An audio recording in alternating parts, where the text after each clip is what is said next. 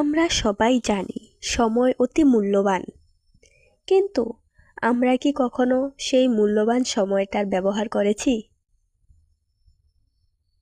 তো দেখো, সময় কিন্তু কারোর জন্য কখনো থেমে থাকবে না।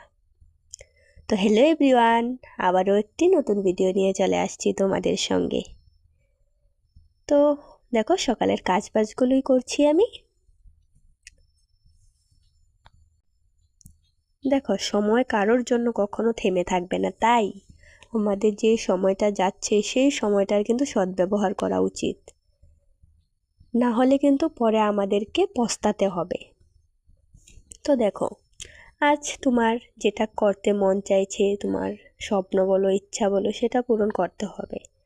করার সেই সামর্থ্যটুকু যদি তোমার না থাকে, তুমি চেষ্টা করো সেই স্বপ্নটাকে পূরণ করার চেষ্টা করো। চেষ্টা করলে কিন্তু সব পাওয়া যায়। তুমি যদি চেষ্টাই না করো তাহলে কিভাবে হবে বলো তো?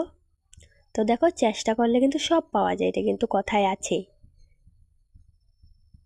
তো দেখো, আমাদের আজ যেই শখটা আছে, হয়তো পরে কতদিন পর সেই শখটা আমাদের থাকবে না।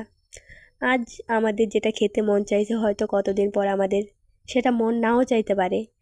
তাই যখন যেটা করতে ইচ্ছে করে বা স্বপ্ন, সেটা পূরণ করা উচিত। তাই বলছি, সময়ের সবসময় সদ্ব্যবহার করো। তো আমার এই ছোট্ট ভিডিওটি তোমাদের কীরকম লাগলো অবশ্যই কিন্তু কমেন্টে জানিও। তো আমার এরকম ছোট্ট ভিডিও পেতে তোমরা কে কে ইচ্ছুক, তো তাহলেই কিন্তু আমি ভিডিও শেয়ার করব।